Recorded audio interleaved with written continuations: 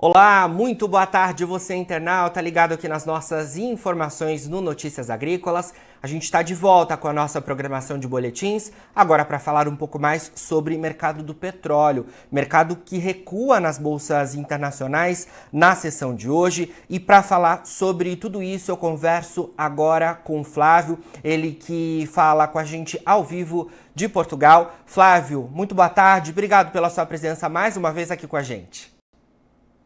Boa tarde, o prazer é todo meu. Obrigado pelo convite. Bom, Flávio, primeiro, feliz 2024, né? A gente ainda não tinha se falado neste novo ano. E eu queria começar falando sobre os recuos que são registrados nas bolsas internacionais na sessão de hoje para o WTI e para o Brent. Me parece que há preocupações relacionadas à demanda. O que você tem acompanhado por aí? Bom, aqui nas nossas análises, nós temos dois fatores que explicam em parte este recuo. Como sabemos, o grande desafio agora é o risco geopolítico que ocorre no Médio Oriente, em função da guerra que ocorre no Médio Oriente, especificamente entre Israel e a Palestina, e o risco é dos ataques úteis nos navios que vão em direção ao Suez. Isto fez disparar os preços a semana passada. Creio que íamos falar disto Sim. antes deste ano que ter passado, e um feliz ano novo a todos. E, essencialmente, o risco que a geopolítica e os ataques da coligação que foi para restaurar um dos princípios fundamentais do direito, que é o princípio da liberdade de navegação, e realmente isto ocorreu, fez disparar os preços, o risco mas foi mitigado por outros fatores. O principal fator nem sequer é a demanda, que neste momento temos uma demanda em crescimento. Algumas previsões dizem que este ano nós teremos uma demanda de 104 milhões de barris até final do ano, e isso em parte vai influenciar também o preço. A grande questão é a oferta. A oferta tem sido muito grande. Como sabemos que os Estados Unidos estão com uma produção de recorde de crudo, 13 milhões de barris, mais ou menos 12% do consumo primário diário mundial, e isso, em parte, explica o porquê que os preços não dispararam. Que os Estados Unidos, neste momento, são um exportador líquido de petróleo, já exportam mais petróleo daquilo que importam, se incluirmos as várias categorias de líquidos que eles exportam. Petróleo em si são 13 milhões apenas, só que exportam muito mais do que isso. E isso explica em parte os preços. Agora, a questão do risco geopolítico, onde passa 20% da navegação mundial, em especial muito petróleo que é exportado pelo Médio Oriente, passa pelo canal de Suez. Qual é o risco? O risco é, neste momento, já este petróleo e gás não vai passar pelo canal de Suez, apesar destes ataques feitos pela coligação, que é liderada pelos Estados Unidos e também o Reino Unido.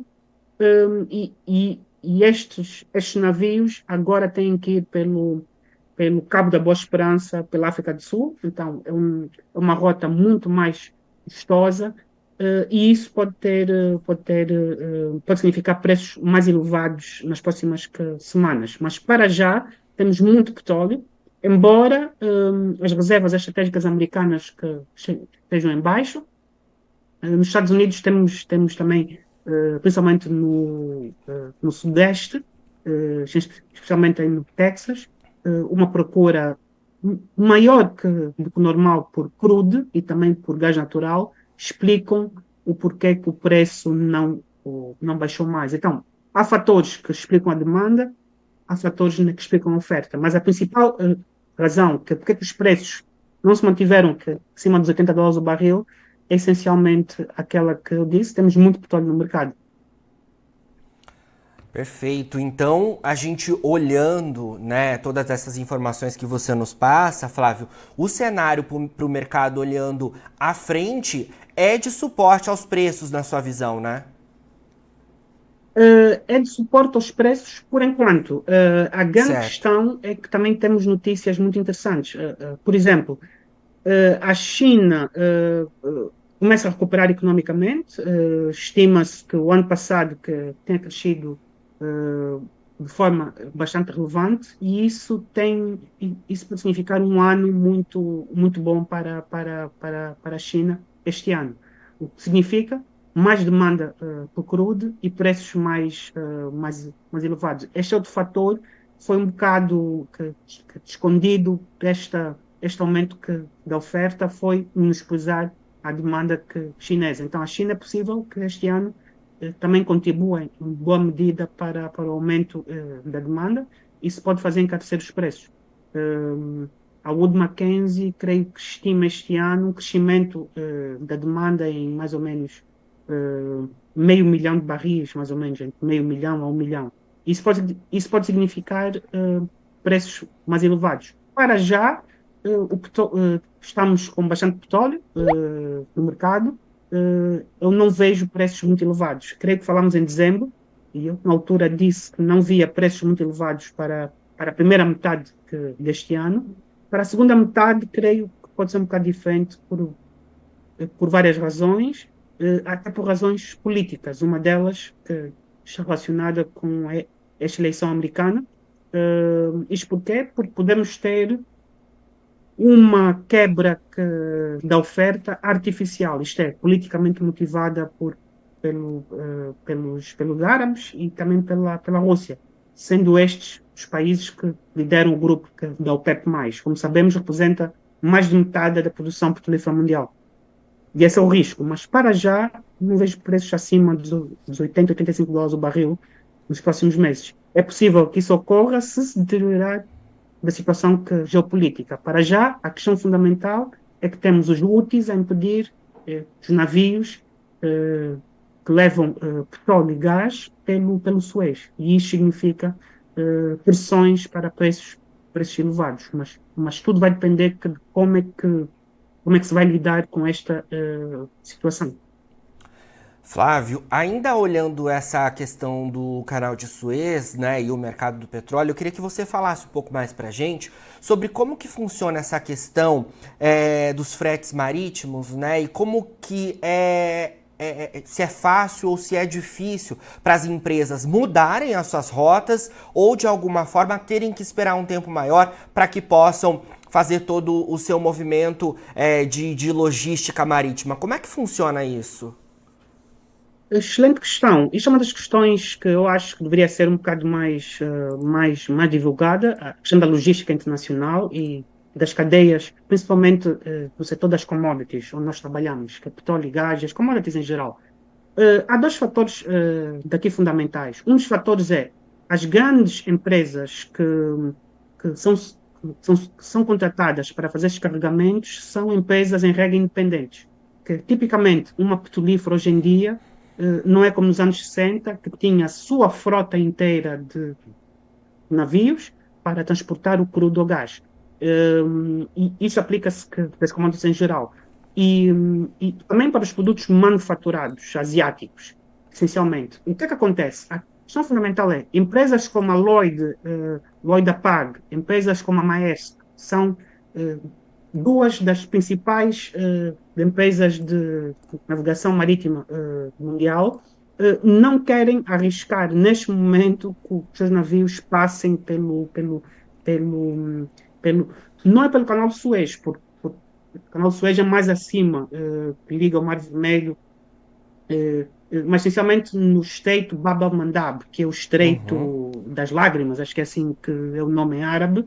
E nesse estreito temos a possibilidade de haver ataques. Embora haja uma frota internacional encarregue de implementar portanto, o livre comércio, a livre navegação, que é um dos princípios gerais até direito internacional, porque existe uma convenção internacional que disciplina isso, embora os Estados Unidos, que não fazem parte da Convenção Marítima de Direito do Mar ou de Montego Bay. A questão fundamental, estas empresas neste momento não querem arriscar. Temos este lado. O outro lado temos empresas petrolíferas já, como a Qatar Energy, não sei se muitos dos nossos ouvintes sabem, mas a Qatar Energy, o Qatar é o maior exportador de LNG no mundo, ou foi, até o ano passado. os Estados Unidos agora é o maior exportador de gás LNG do mundo, neste momento. É incrível como é que a revolução de xisto que tornou a América do Norte basicamente independente energeticamente. Então, a Qatar Energy, por exemplo, que proibiu das poucas empresas, porque é uma estatal muito grande, que tem os seus cargueiros que transportam que boa parte do seu LNG. Não sei se muitos dos ouvintes que também sabem, mas um cargueiro LNG não é uma coisa muito, muito complexa, porque o gás natural é arrefecido a uma temperatura, creio que de menos 160 graus Celsius, para ser transportado de forma líquida. Então, aquilo tem um complexo industrial, basicamente é uma mini fábrica para tornar o gás gasoso em gás líquido. Então, aquilo gasta muita energia, é algo muito complexo. Mas, por pedir um acidente, que até pode ser um acidente internacional em termos ambientais, imaginemos um projétil atingir um destes navios que custa, em regra, bilhões de dólares. É muito, muito caro. Que da Qatar Energy fez foi que proibir, essencialmente, a entrega dos cargueiros LNG via Cabo da Boa Esperança. Isto tem dois aspectos fundamentais. Um é os custos marítimos ligados ao seguro. Não se fala muito disso, mas estes navios todos, obrigatoriamente, que têm que ter um seguro nos contratos que fazem, essencialmente, para serem considerados aptos para entregar este tipo de produtos. E o custo de seguros aumentou muito significativamente. Então, para muitas empresas, para evitar este risco de derrame, de um colapso ambiental e de perda destas cargas, decidiram ir pelo Cabo da Boa Esperança. Mas isto faz encarecer os preços. Os preços de frete e os preços também dos seguros marítimos. A maior rede de seguros marítimos baseia-se em Londres, é a capital dos seguros marítimos. E temos da grande empresa Lloyds, que faz os seguros marítimos. Então, um dos aspectos pouco entendidos sobre o que é feito não são apenas os riscos de segurança, mas os riscos de transportar esta carga, seja petróleo, seja gás natural, numa zona onde os seguros dispararam exponencialmente. Então, as empresas agora, sejam de gás natural ou de produtos manufaturados, empresas de navegação como a Maersk, a Lloyds e outras, decidiram ir pelo Cabo da Boa Esperança. Então, isto afetou até os preços dos contratos de transporte ou de frete, ao abrigo de vários usos, porque aqui muitas das práticas comerciais baseiam-se em usos mercantis e também por contratos comerciais internacionais. Mas em termos de contrato de transporte marítimo, o insurance, o seguro, aumentou muito significativamente. Eu estava a falar disto com um colega de trabalho que trabalha para uma empresa de seguros internacional aqui, e eles fazem também seguros a partir de Londres, e isto faz encarecer os preços. A questão fundamental é o que é que os mercados, quais são os mecanismos que têm para poder responder a isto? O principal mecanismo é o mecanismo do mercado de futuros, como nós sabemos. Então, aqui é que podemos ter uma diferença entre a entrega física e a venda virtual de barris ou de cargas LNG feitas por esses grandes navios, que eu disse que em termos de gás natural são muito mais complexos que os navios que transportam petróleo, e que tudo isto tem efeito no mercado. Agora, muitos analistas, e eu tenho aqui, nós temos acesso a muitas fontes da indústria, dizem que isto não está a ter o efeito devido e que esta intervenção americana, essencialmente do Reino Unido, britânica, não conseguiu fazer baixar o custo comercial de transporte pelo canal de Suez, porque os navios podem ser atingidos. Isto aconteceu com um navio que, mesmo depois do ataque, foi atingido pelos iemenitas. Bom, isso é um problema de direito internacional, mas afeta, em boa medida, as expectativas das empresas que fazem o trading de petróleo e gás e das empresas que se dedicam da compra. O que é que o futuro diz? Nós não sabemos. Eu deduzo que se não houver uma intervenção física no Iêmen, vai ser muito difícil repor isto. E se isto continuar que durante alguns meses, aí podemos ter uma disparada dos preços de petróleo. Isso sim. Eu não creio que isto vá acontecer. Eu penso que do conflito, tanto no Médio Oriente como o conflito do Iêmen, a fazer essa disrupção, creio que vai terminar em pouco tempo, em alguns meses, e não vamos correr o risco de ter preços catastróficos.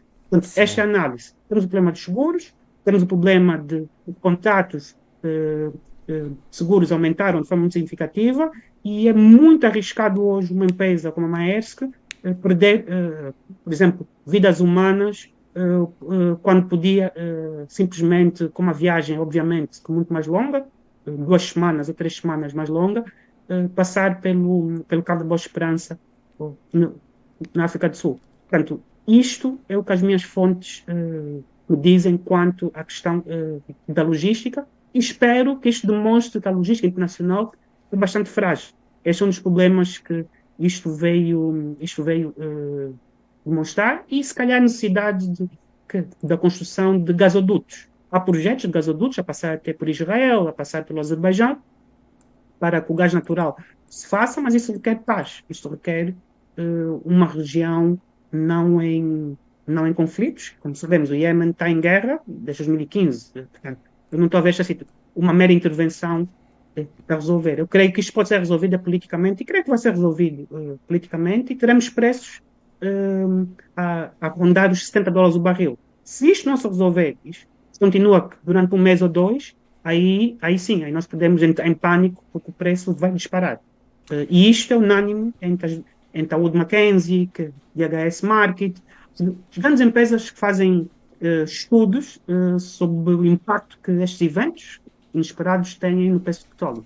Portanto, é o que eu posso dizer. Para já, creio que não temos este efeito que muitos esperavam. Sabem, a semana passada houve a intervenção americana, o preço que disparou, mas o preço que depois voltou para a casa dos 70.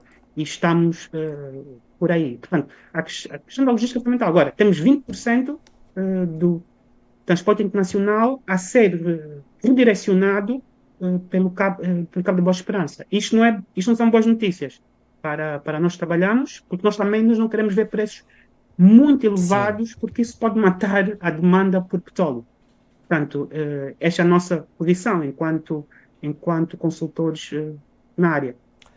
Flávio, excelentes informações. Obrigado mais uma vez por compartilhar tudo isso aqui com os nossos internautas. A gente volta a se falar ao longo das próximas semanas, viu? Obrigado eu, e Obrigado. feliz ano novo a todos. Muito obrigado. Feliz 2024 para vocês por aí. Bom, conversamos então com o Flávio Walter Inácio Inocêncio, analista, e a gente trazendo, né, as informações relativas aí a este ano, né, de 2024, este início de ano, e movimentações do mercado do petróleo que tem oscilado bastante nas bolsas internacionais. Fica por aí, a gente se vê. Notícias Agrícolas, informação agro-relevante e conectada.